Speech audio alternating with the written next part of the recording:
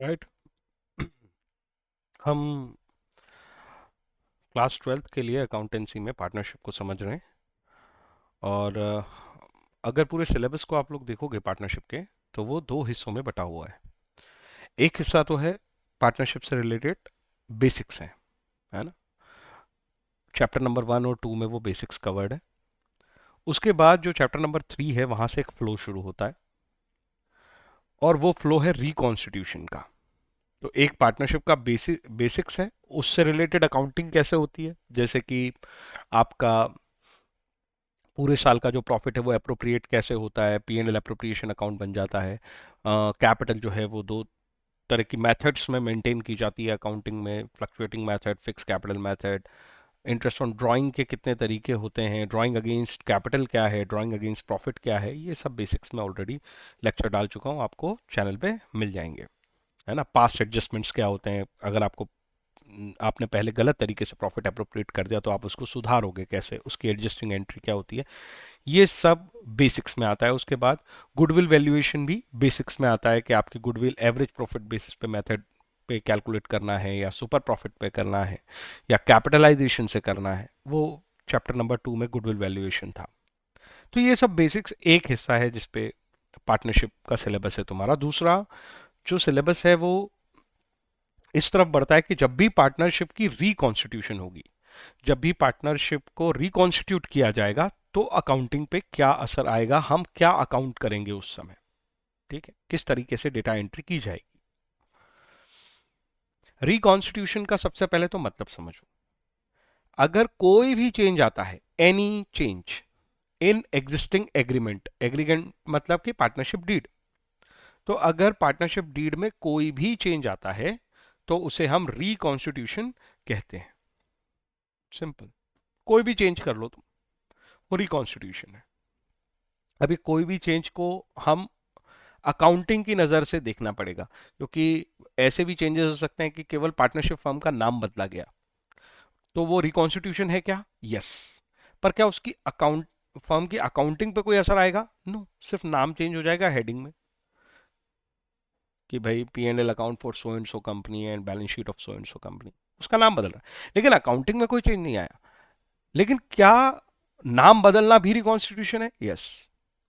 अच्छा, कोई ये कहे कि यार कोई नया पार्टनर फर्म में एंटर हो गया, या कोई पार्टनर रिटायर होकर चला गया, क्या ये भी रिकॉन्स्टिट्यूशन है? यस, ये भी रिकॉन्स्टिट्यूशन है। क्या इस बार अकाउंटिंग पे अंतर आएगा? यस, इस बार अकाउंटिंग पे अंतर आएगा, क्योंकि एक नया कैपिटल अकाउंट ओपन होगा, वो बंदा पैसा लेके आएगा, वो बंदा गुडविल के लिए पैसा देगा, प्रॉफिट शेयरिंग रेशो में बदलाव आएंगे, क्योंकि जो पहले प्रॉफिट होता था उसको एग्जिस्टिंग पार्टनर अपने आपस में बांटते थे, अब नया पार्टनर आया है तो उसको भी हिस्सा देना पड़ेगा।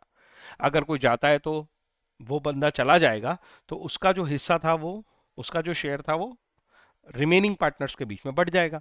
तो वहां पे अकाउंटिंग पे भी अंतर आता है। तो रिकॉन्स्टिट्यूशन में, रिकॉन्स्टिट्यूशन का मतलब तो होता है एनी चेंज, लेकिन इस एनी चेंज में मतलब अगर ये टोटल चेंजेस लूं मैं, तो इसमें से कुछ चेंजेस होते हैं, सम अफेक्ट्स अकाउंटिंग एंड सम में नॉट अफेक्ट अकाउंटिंग। तो कुछ चेंजेस जो हैं वो अफेक्ट करेंगे अकाउंटिंग को, कुछ नहीं करेंगे। तो हमारा फोकस होगा उन चेंजेस पे जो अकाउंटिंग पे असर डालेंगे, अकाउंट, क्योंकि हम अकाउंट्स के हिसाब से पढ़ रहे हैं। अगर कोई पर्सन लॉ के हिसाब से पार्टनरशिप पढ़ेगा और रिकॉन्स्टिट्यूशन की बात करता है, तो वो ये कहते हैं कि कोई भी चेंज जो है वो रिकॉन्स्टिट्यूशन कहलाता है। तो रिकॉन्स्टिट्यूशन का मतलब तो बहुत बड़ा है, बड़ा बलून है, उसमें से हम केवल अकाउंटिंग अकाउंटिंग चेंजेस पे अपने फोकस रखने वाले हैं। I think, I hope I have cleared this. आगे चलते हैं। Existing partnership comes to an end, and new partnership agreement comes to existence. जब जब रिकॉन्स्टिट्यूशन होगा, उसका क्या रिजल्ट होगा? So this is the result. आपने रिकॉन्स्टिट्यूट किया, इसका मतलब देखो, पार्टनरशिप जो है वो एक एग्रीमेंट या कॉन्ट्रैक्ट बेस्ड होती है। अगर आप कॉन्ट्रैक्ट की टर्म्स बदलोगे, तो इसका मतलब है कि आप नया कॉन्ट्रैक्ट बना रहे हो, पुराना कॉन्ट्रैक्ट खत्म, नया कॉन्ट्रैक्ट शुरू, ठीक है। तो रिकॉन्स्टिट्यूशन में हमेशा एक नया एग्रीमेंट आता है। इवन नाम भी चेंज करोगे तो सर नया एग्रीमेंट आता है, बिल्कुल। वहां पे अकाउंटिंग में कोई चेंज नहीं है, पर नाम चेंज कर रहे हो, रिकॉन्स्टिट्यूशन हो रहा है, तो नया एग्रीमेंट आएगा। अरे कम से कम नाम तो बदलना पड़ेगा, और नाम बदलना पड़ेगा तो उसके लिए एग्रीमेंट चाहिए ना, नया, नई फर्म का नाम लिखा जाएगा उस एग्रीमेंट पे, राइट। आगे चलते हैं।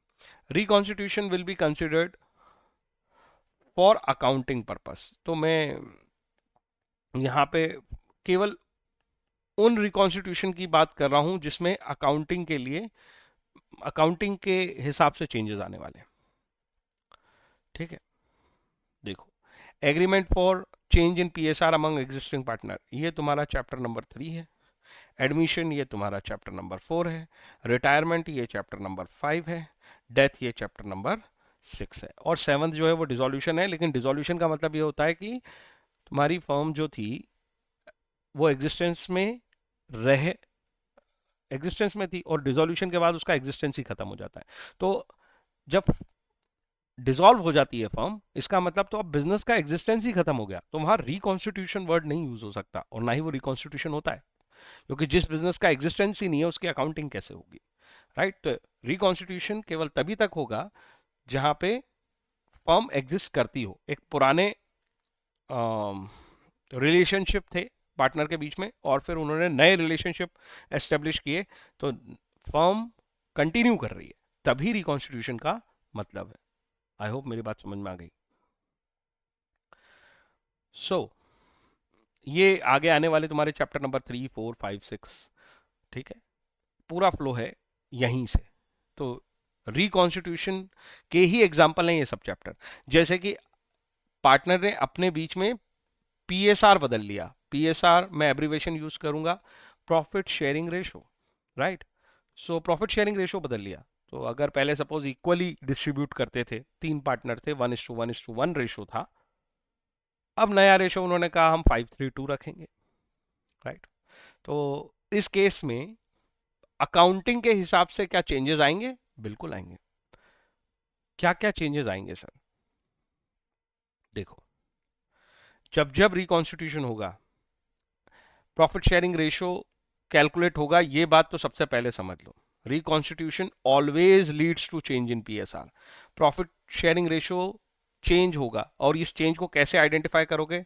जैसे आपका कोई न्यू शेयर आया, जैसे मैंने कहा 5:3:2, और आपका एक ओल्ड शेयर था 1:1:1, तो हर पार्टनर के लिए आप देखो कि किस पार्टनर ने कितना गेन किया और कितना सेक्रीफाइस किया। तो जब जब रिकॉन्स्टिट्यूशन होगा, ऑलवेज, हमेशा आपको पीएसआर कैलकुलेट करना है, और ये देखना है कि गेन हो रहा है किस पार्टनर को और कौन सा पार्टनर सेक्रीफाइस कर रहा है। ओके, आगे चलते हैं। रिकॉन्स्टिट्यूशन में अफेक्ट, रिकॉन्स्टिट्यूशन की वजह से किस पे असर आने वाला है? सबसे इंपॉर्टेंट असर आता है गुडविल। अगर क्वेश्चन में दी है, उससे रिलेटेड इंफॉर्मेशन है कि फर्म की कोई गुडविल है तो उसमें एडजस्टमेंट होगा, है ना। फर्म की गुडविल नहीं है तो कोई बात ही नहीं है। अगर एग्जिस्टिंग गुडविल है तो वो राइट ऑफ होगी। इसको मैं डिटेल में लूंगा जब मैं गुडविल एडजस्टमेंट समझाऊंगा।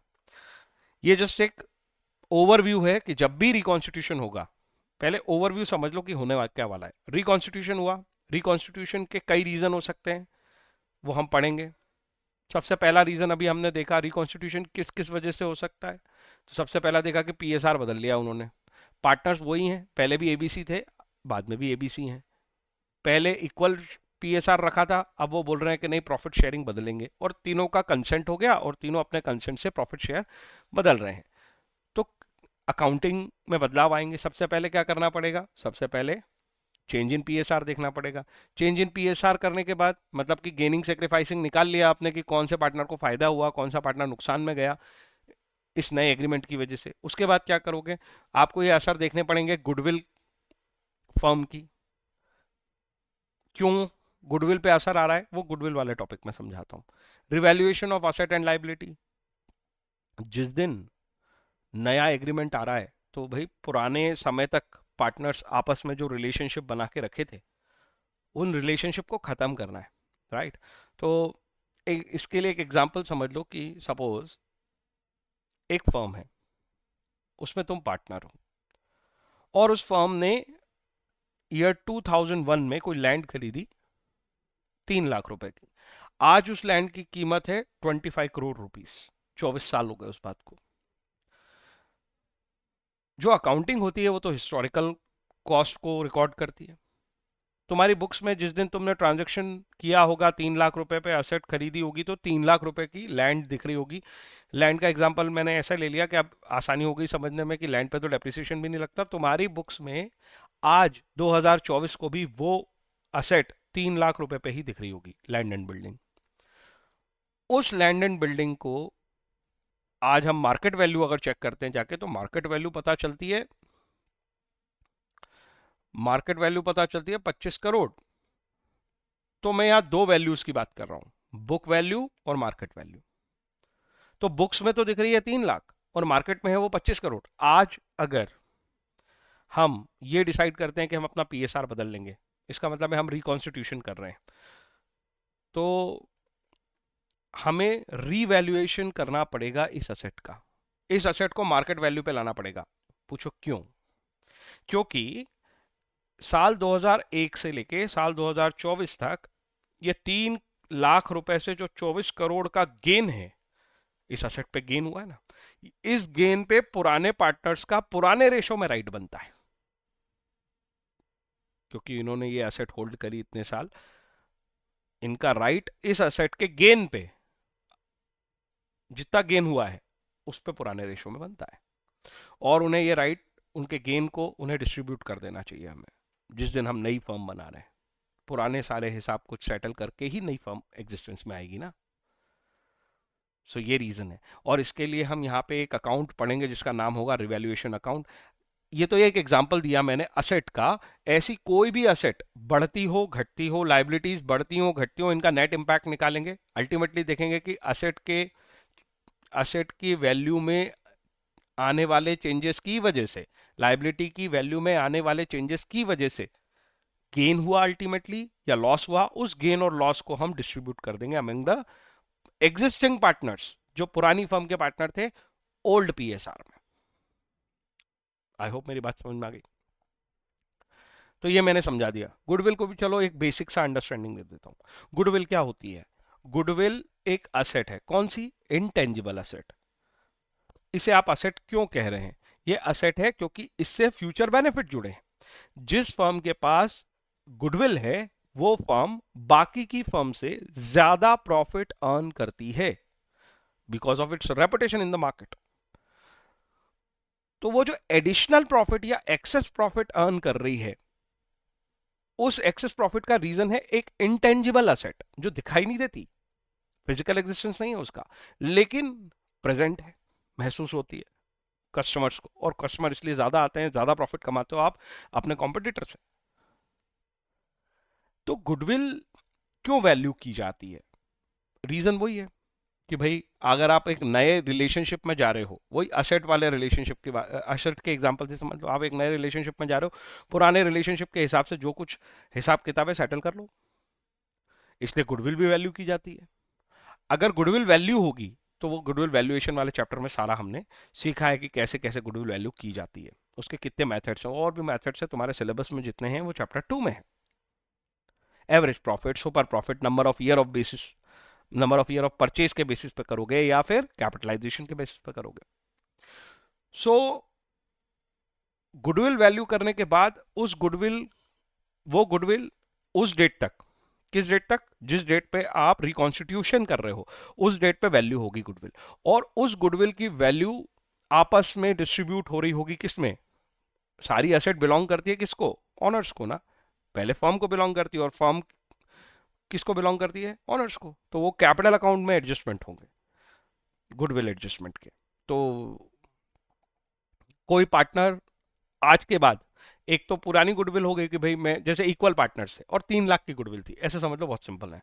3 लाख की गुडविल थी, इक्वल पार्टनर से 1 लाख 1 लाख 1 लाख गुडविल रिलेट करती है प्रॉफिट को ना। तो उनके अगर राइट को देखा जाए कि 3 लाख की गुडविल में हर पार्टनर का कितना राइट है, 1 लाख रुपए का राइट है हर पार्टनर का। अब अगर आज पीएसआर बदल देते हो तो ये असेट 3 लाख की तो 3 लाख रुपए ही रहेगी ना बिजनेस में। आपके इंटरनल चेंज की वजह से ओ मार्केट में कोई वैल्यू बदल जाएगी क्या कस्टमर के लिए? आपके बिजनेस की वही वैल्यू रहेगी। तो रिकॉन्स्टिट्यूशन हो जाने के पहले जो गुडविल की वैल्यू रहती है वही वैल्यू रिकॉन्स्टिट्यूशन हो जाने के बाद भी रहती है गुडविल की। 3 लाख रुपए पहले वैल्यू थी फर्म की गुडविल की, बाद में भी 3 लाख ही रहेगी, लेकिन अंदरूनी रूप से आपके रिलेशनशिप बदल चुके हैं। पहले आपका राइट गुडविल के ऊपर 1 लाख 1 लाख 1 लाख था, क्योंकि आपका पीएसआर 1:1:1 था, लेकिन अब आपका पीएसआर 532 हो गया। तो 532 हो गया तो फिर आपके राइट बदल गए हैं 3 लाख रुपए के ऊपर। तो ये जो राइट बदल रहे हैं और बिजनेस में हम उस वैल्यू को मेंटेन भी कर रहे हैं, तो इसको हम एडजस्टमेंट करेंगे। एडजस्टमेंट करने का क्या मतलब होता है? एडजस्टमेंट करने का मतलब होता है, एडजस्टमेंट करने का मतलब होता है कि जिस पर्सन ने गेन किया है गुडविल में, वो पैसा चुकाएगा। वो एक तरह से एक राइट गेन कर रहा है ना, तो कोई चीज वो खरीद रहा है या एक्वायर कर रहा है, तो उसके पैसे देने पड़ेंगे उसे। तो गेनिंग पार्टनर जो है पैसे देगा, और सेक्रीफाइसिंग पार्टनर जिसकी वैल्यू कम हो गई गुडविल में, 1 लाख रुपए से डाउन आ जाएगी जिसकी वैल्यू पहले 1 लाख 1 लाख 1 लाख थी ना, तो किसी के पास 1 लाख से ज्यादा हो जाएंगी और किसी के पास 1 लाख से कम हो जाएंगी। तो जिनकी डाउन आ जाएंगी वो सेक्रीफाइसिंग पार्टनर कहलाएंगे, और वो सेक्रीफाइसिंग पार्टनर क्योंकि लूज कर रहे हैं अपना राइट, इसलिए उन्हें पैसे मिलेंगे। अब ये जो भी कायदे से बात है, पैसे लेन देन जो होता है फर्म और पार्टनर के बीच में, वो कैपिटल अकाउंट के थ्रू होता है। तो यहाँ पे एक्चुअल में कोई कैश ट्रांजेक्शन नहीं होंगे जब तक कोई इंफॉर्मेशन नहीं है। हम उनके कैपिटल अकाउंट से इस चीज को हैंडल कर देंगे, जैसे हम पास्ट एडजस्टमेंट में करते थे। तो gaining partner capital account debit to sacrificing partner capital account, यही है गुडविल एडजस्टमेंट। अल्टीमेटली तो मैं बोलूं कि एक एडजस्टिंग एंट्री पास होगी जिसका मतलब होगा gaining partner capital account debit to sacrificing partner capital account. और वो फिर डिपेंड करता है कि भाई फिक्स कैपिटल अकाउंट है कि फ्लक्चुएटिंग है। फ्लक्चुएटिंग है तो कैपिटल ही कहलाएगा। अगर फिक्स कैपिटल मेथड मेंटेन करती है फर्म तो फिर करंट आ जाएगा, उसमें कोई बड़ी बात नहीं है। एग्जिस्टिंग जब रिकॉन्स्टिट्यूशन होता है, हमने दो चीजें पढ़ ली। जब भी रिकॉन्स्टिट्यूशन होता है गुडविल एडजस्ट होती है अगर इंफॉर्मेशन है गुडविल से रिलेटेड। नंबर टू, असेट और लाइबिलिटी अगर रिवैल्यू हुई है तो उसके ऊपर रिवैल्यू होने की वजह से, रिवैल्यू का मतलब क्या होता है? एक वैल्यू वो होती है जो बुक्स में लिखी होती है और एक वैल्यू होती है जो उस दिन मार्केट की होती है। उन असेट्स के इंक्रीज और डिक्रीज को हम कह सकते हैं कि गेन हुआ है या लॉस हुआ है असेट लाइबिलिटी पे। उस गेन लॉस को भी हम डिस्ट्रीब्यूट कर देंगे पार्टनर्स के बीच में ओल्ड पीएसआर में। तो यहां के लिए रिलेशन क्या बन गया? एग्जिस्टिंग पार्टनर ओल्ड पीएसआर, ये डिस्ट्रीब्यूट हो जाएगा। एग्जिस्टिंग रिजर्व एंड सरप्लस, देखो रिजर्व एंड सरप्लस का मतलब होता है ऐसा फंड जो फ्यूचर के लिए पार्टनरशिप फर्म में रख लिया गया था, पार्टनर के बीच में बांटा नहीं गया था। जो प्रॉफिट कमाए थे फर्म ने उसमें उसे रिटेन कर लिया था हमने फर्म में, और पार्टनर्स उसे विड्रॉ करके नहीं ले गए थे। तो उनको कहते हैं हमने रिजर्व बनाए हैं या सरप्लस बनाए हैं। बहुत सारे तरह के अलग अलग रिजर्व होते हैं, जनरल रिजर्व, ठीक है, workman compensation reserve, investment fluctuation reserve, provident fund, ऐसा बहुत सारे फंड होते हैं। तो जरा इस पे हम डिटेल में तो आगे टॉपिक में बात करने वाले हैं। अभी के लिए इतना समझ लो कि नॉर्मल या जनरली तो हम क्या करेंगे, जनरली हम क्या करेंगे, जनरली जो फ्री रिजर्व होंगे, फ्री रिजर्व का मतलब जिनका कोई इंटेंशन या मोटिव नहीं है पैसा रोकने का। कुछ होता है कि भाई आपने वर्कमैन अगर एक्सीडेंट हो जाता है उसको एक्सीडेंट की वजह से जो नुकसान होगा उसकी भरपाई के लिए आपने रिजर्व बनाया, तो एक पर्पसफुल रिजर्व हुआ है ना, पूरी स्टोरी है उस रिजर्व की। जनरल रिजर्व या फ्री रिजर्व ये वो रिजर्व है जिनका कोई पर्पस नहीं है। कोई भी एक्सटेम्पोर सिचुएशन क्रिएट हो जाती है बिजनेस के सामने, उसके लिए आपने एक सेफ्टी रिजर्व बना रखें, वो है जनरल या फ्री रिजर्व। उन फ्री रिजर्व को आप डिस्ट्रीब्यूट कर दोगे क्योंकि आज से नया रिलेशनशिप शुरू होने वाला है। किसको? एग्जिस्टिंग पार्टनर को, जो उस दिन तक रिलेशनशिप में थे। किसमें? ओल्ड पीएसआर में। ये तरीका होगा, ठीक है। तो देखो, revaluation of asset and liability की वजह से जो गेन लॉस होंगे वो भी एग्जिस्टिंग पार्टनर में ओल्ड पीएसआर में बढ़ जाएंगे, ये भी एग्जिस्टिंग पार्टनर में ओल्ड पीएसआर में बढ़ जाएंगे। यहां गुडविल के केस में ये ओल्ड पीएसआर में क्यों नहीं बटा? यहां पे गुडविल के केस में ये एडजस्टिंग एंट्री क्यों हो गई? थोड़ा सा डीप बात है, लेकिन आगे के टॉपिक्स में मैं इसको शायद तुम्हें आसानी समझ में आ जाए, पर जो लोग रिवीजन मोड में ये बिजनेस ये लेक्चर देख रहे हैं उनके लिए मैं हेल्प कर दूं 1 सेकंड में। क्योंकि असेट और लाइबिलिटी का गेन लॉस हमें डिस्ट्रीब्यूट करके खत्म करना था, उसे मेंटेन नहीं करना था। रिजर्व एंड सरप्लस को हमें डिस्ट्रीब्यूट करके खत्म करना था, उसे मेंटेन नहीं करना था, इसलिए हमने डिस्ट्रीब्यूट कर दिया ओल्ड पीएसआर में। लेकिन गुडविल एक्चुअली में मेंटेन्ड रहती है बिजनेस की, वो कभी खत्म थोड़ी हो जाती है। नए रिकॉन्स्टिट्यूशन हो जाएगा फर्म का, अंदरूनी रूप से आपके रिलेशनशिप बदल गए, लेकिन मार्केट में रेपुटेशन तो बिजनेस की वैसी है, रिकॉन्स्टिट्यूशन के पहले जैसी थी वही बाद में है।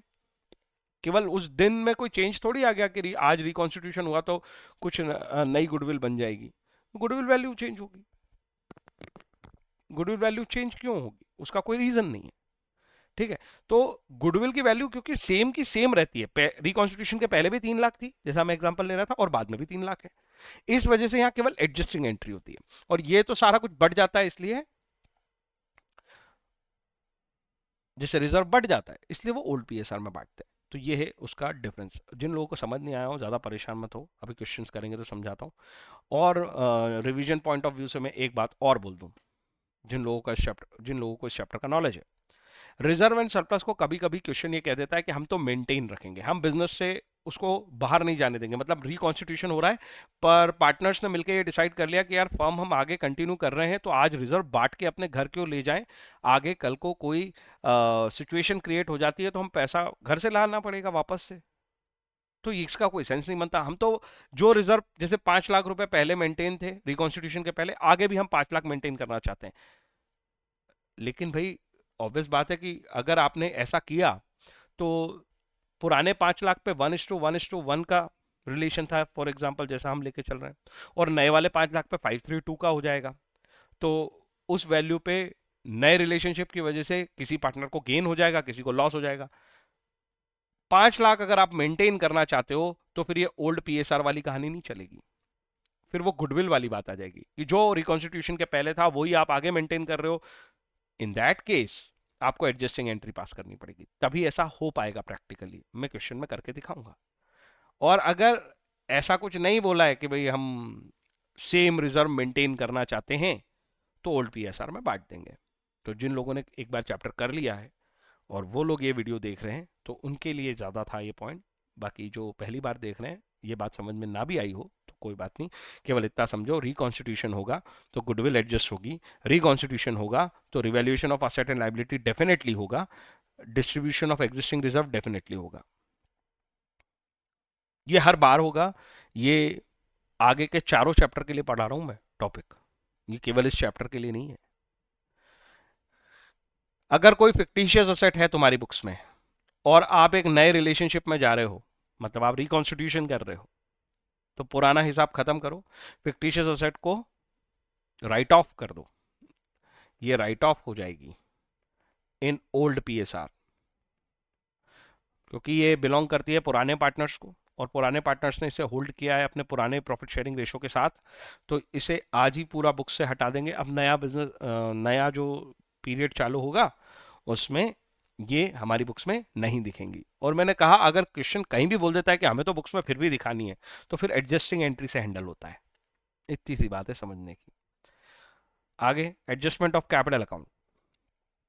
कैपिटल अकाउंट, भाई ये सारी जो एंट्रीज थी, जैसे गुडविल का एडजस्टमेंट हुआ, पार्टनर्स को हमने गेन डिस्ट्रीब्यूट कर दिया रिवैल्यूएशन का, या लॉस डिस्ट्रीब्यूट कर दिया रिवैल्यूएशन का, रिजर्व बांट दिए पार्टनर्स को, भाई ये सारे चीजें पार्टनर्स से लेन देन चल रहा है।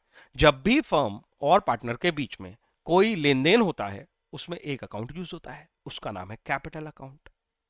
तो सब ट्रांजेक्शन्स की वजह से कुछ कुछ इंपैक्ट आएगा कैपिटल अकाउंट पे। कभी कैपिटल अकाउंट किसी चीज की वजह से बढ़ेगा, किसी की चीज की वजह से कम होगा, तो पार्टनर्स कैपिटल अकाउंट बनाएंगे और सारे इंपैक्ट को इस पार्टनर कैपिटल अकाउंट में हैंडल कर देंगे। ये जो चीजें मैंने सिखाई कि हर रिकॉन्स्टिट्यूशन पे लगभग ये मानो मोटा माटी ये 5 चीजें होंगी। कोई एक आध चीज ऊपर नीचे हो भी जाए किसी चैप्टर में, किसी क्वेश्चन में स्पेसिफिक इंफॉर्मेशन की वजह से, तो वो तो हम देख लेंगे उस क्वेश्चन में। लेकिन ओवरऑल जनरली ये 5 चीज होने वाली है एक फुल लेंथ क्वेश्चन में। और एक छोटे क्वेश्चन में एक एक पार्ट पे क्वेश्चन आएगा। 2 नंबर के लिए गुडविल एडजस्टमेंट आ सकता है, 2 नंबर के लिए रिवैल्यूएशन ऑफ असेट, 3 नंबर के लिए, 4 नंबर के लिए आ सकता है। लेकिन अगर 6 या 7 नंबर का क्वेश्चन बनाऊं मैं कि रिकॉन्स्टिट्यूशन करके दिखाओ और रिकॉन्स्टिट्यूशन की अकाउंटिंग करके दिखाओ, जर्नल एंट्री के थ्रू या अकाउंट्स बना के, और बैलेंस शीट बनाओ, रिकॉन्स्टिट्यूशन के पहले की, रिकॉन्स्टिट्यूशन के बाद की, जब इस तरह के क्वेश्चन आएंगे और वो क्वेश्चन 6 या 7 नंबर के, 6 या 8 नंबर के लिए होंगे, उन 6 नंबर के क्वेश्चन में यही फ्लो हम मेंटेन करेंगे। हम देखेंगे गुडविल है क्या, एडजस्ट कर दो, असेट एंड लायबिलिटी रिवैल्यू हुई क्या, उसका गेन लॉस निकालो, पार्टनर्स को बांट दो, कोई रिजर्व एग्जिस्ट करता है क्या, पार्टनर्स को बांट दो, फिक्टिशियस असेट है क्या, राइट ऑफ कर दो, और अल्टीमेटली इन सारे इंपैक्ट के साथ नया कैपिटल अकाउंट बनाओ, नए बैलेंस कैरिड डाउन निकालो कैपिटल के, नई बैलेंस शीट बनाओ, और नई बैलेंस शीट में वो रिवैल्यूएशन को कंसिडर करते हुए नई वैल्यू जो है आ गई है अब असेट की और लाइबिलिटी की, वो लिखो, नया कैपिटल अकाउंट लिखो, और बैलेंस शीट कंप्लीट हो गई। So this is the flow we have to maintain in all these 4 chapters. ये चारों चैप्टर के लिए सिखा दिया क्योंकि चारों चैप्टर में रिकॉन्स्टिट्यूशन होने वाला है। एडमिशन रिकॉन्स्टिट्यूशन है क्योंकि रिलेशनशिप बदलेगी, चेंज इन पीएसआर आएगा। रिटायरमेंट रिकॉन्स्टिट्यूशन है, चेंज इन पीएसआर आएगा। हर चैप्टर में चेंज इन पीएसआर आने वाला है। तो जो पहला चैप्टर है तुम्हारे चेंज इन पीएसआर का, उसमें बिना किसी नए बंदे के आए, कोई पुराने पार्टनर के गए या किसी पार्टनर के डेथ हुए बिना भी पीएसआर बदला जा सकता है। इन तीनों पे तो मैंडेटरी चेंज इन पीएसआर आ गया ना, मैंडेटरी चेंज इन पीएसआर आ गया। किसी पार्टनर के एडमिट होने पे, किसी पार्टनर के रिटायर होने पे, किसी पार्टनर के डेथ होने पे मैंडेटरी हो गया कि आपको तो प्रॉफिट शेयरिंग रेशो बदलने ही पड़ेंगे। क्योंकि अगर कोई एडमिट होता है तो पुराने पार्टनर्स को अपना कोई राइट छोड़ना पड़ेगा, तब तो नया पार्टनर एक्वायर करेगा। रिटायरमेंट के केस में जो जा रहा है वो अपना राइट छोड़ के जाएगा रिमेनिंग पार्टनर्स के लिए, और डेथ के केस में वो तो बिना मतलब अनइंटेंशनली गायब हो चुका है लाइफ से, तो उस केस में भी उसका जो हिस्सा था वो एग्जिस्टिंग या रिमेनिंग पार्टनर्स को मिलेगा। राइट। सो ये मैंडेटरी चेंजेस थे, ये वॉलेंट्री चेंज है। वॉलेंट्री चेंज का मतलब पार्टनर स्वेच्छा से पहले इक्वल शेयर कर रहे थे, अब बोल रहे हैं नहीं नहीं हम 532 चेंज करेंगे, 532 के रेशो में पीएसआर को शेयर करेंगे। तो ये 4 चैप्टर्स हैं फ्लो में। इसके बाद ये जो 5वां पॉइंट है, ये तुम्हारे सिलेबस में नहीं है पर इसको भी रिकॉन्स्टिट्यूशन कहा जाता है, और इसमें भी अकाउंटिंग पे असर आते हैं। अकाउंटिंग पे असर आने वाला रिकॉन्स्टिट्यूशन है। मैंने कहा क्या ये 5 ही रिकॉन्स्टिट्यूशन है? नहीं, रिकॉन्स्टिट्यूशन के एग्जाम्पल्स तो इससे बहुत ज्यादा हो सकते हैं, लेकिन ये 5 वो रिकॉन्स्टिट्यूशन है जिनमें अकाउंटिंग इफेक्ट आएगा और जिसमें आपको अकाउंटिंग करनी पड़ेगी। Are you getting my point? So amalgamation of 2 और मोर पार्टनरशिप फर्म, जब 2 या 2 से ज्यादा पार्टनरशिप फर्म मिलके नई पार्टनरशिप फर्म क्रिएट करती हैं, उस केस में अकाउंटिंग पे असर आएंगे। ऑब्वियसली नई बुक्स क्रिएट होंगी और नई बैलेंस शीट बनेगी, और ये यहाँ पे भी चेंज इन पीएसआर का रोल आने वाला है, पर ये हमारे सिलेबस में नहीं है, इसलिए ये चैप्टर मतलब इस टॉपिक पे मैं ज़्यादा डिस्कस नहीं कर रहा। ठीक है, यहाँ भी चेंज इन पीएसआर होगा अमलगमेशन में भी, और यहाँ भी इसी तरह की अकाउंटिंग होगी, ये जो हमने पढ़ी है, पर इस पर ज़्यादा डिस्कस इसलिए नहीं कर रहा क्योंकि ये सिलेबस में नहीं है। ठीक है, डेथ के बाद तुम्हारा एक चैप्टर पार्टनरशिप पे डिसोल्यूशन है, और वो रिकॉन्स्टिट्यूशन नहीं होता, ये बात मैं तुम्हें समझा चुका हूँ, क्योंकि डिसोल्यूशन के बाद फर्म एग्जिस्टेंस में ही नहीं रहती। That's it. तो आई होप थोड़ा सा तुम्हें ये लेंदी लग रहा होगा, मैं इसे यहीं रोक रहा हूँ, और इसके बाद मैं अगला लेक्चर चेंज इन पीएसआर पे बनाता हूँ कि प्रॉफिट शेयरिंग रेशो चेंज को हैंडल कैसे किया जाता है। उसका एक बेसिक लेक्चर बना देता हूँ, वो हर चैप्टर के लिए हो जाएगा, तुम्हारे आगे के सारे चैप्टर्स के लिए। ठीक है, तो ये कंसेप्ट लेक्चर जैसा लेक्चर बनाया है मैंने ओवरऑल समझने के लिए कि रिकॉन्स्टिट्यूशन क्या होता है। रिकॉन्स्टिट्यूशन में कुछ चेंजेस होते हैं जो अकाउंटिंग चेंजेस होते हैं, कुछ चेंजेस होते हैं जो नॉन अकाउंटिंग चेंजेस होते हैं। जो नॉन अकाउंटिंग चेंजेस होते हैं उनकी हमें वरी नहीं करनी है, क्योंकि हम अकाउंट्स के हिसाब से पढ़ रहे हैं, हमें केवल अकाउंटिंग चेंजेस पे फोकस करना है। तो अकाउंटिंग चेंजेस के हिसाब से कौन से रिकॉन्स्टिट्यूशन कंसिडरेबल हैं, तो जब पार्टनर वॉलेंटरली अब स्वेच्छा से अपने पीएसआर बदल लें, जब एडमिशन हो जाए, जब रिटायरमेंट हो जाए, जब डेथ हो जाए। ये 4 हमारे आगे के 4 चैप्टर्स हैं। रिकॉन्स्टिट्यूशन ऑलवेज, जब भी रिकॉन्स्टिट्यूशन होगा, ये सारे केसेस जो मैंने 5 बताए हैं, हमेशा पीएसआर बदलेगा। पीएसआर बदलने का क्या मतलब है? पार्टनर्स के कुछ नए शेयर होंगे, जैसे मैंने कहा 532, कुछ ओल्ड शेयर होगा जिसमें उस डेट तक वो पीएसआर मेंटेन कर रहे थे, उसकी वजह से कोई पार्टनर गेन करेगा, कोई पार्टनर सेक्रीफाइस करेगा। रिकॉन्स्टिट्यूशन की वजह के बाद हमें अकाउंटिंग में क्या करना है? आपने कहा कि इनकी वजह से अकाउंटिंग में इंपैक्ट आएंगे, तो अकाउंटिंग में क्या करना है? गुडविल एडजस्ट करनी है, revaluation of asset and liability करनी है, एग्जिस्टिंग कोई रिजर्व है तो उसे डिस्ट्रीब्यूट करना है, कोई फिक्टिशियस असेट है तो उसे राइट ऑफ करना है, और इन सारे एडजस्टमेंट, क्योंकि ये कैपिटल को इम्पैक्ट करेंगे, इनकी वजह से आपको नया कैपिटल अकाउंट बनाना है, राइट? अब इस एग्जांपल को, मेरा प्लान था कि मैं इसी लेक्चर में लूँ, लेकिन ये लेक्चर ज़्यादा हैवी हो जाएगा और मुझे इसमें भी समझाना पड़ेगा। सो एक और कंसेप्ट लेक्चर डाल देता हूँ मैं, चेंज इन पीएसआर का एग्जांपल, ठीक है? प्रैक्टिकल एग्जांपल, कैसे हम उसको हैंडल करेंगे। ओके।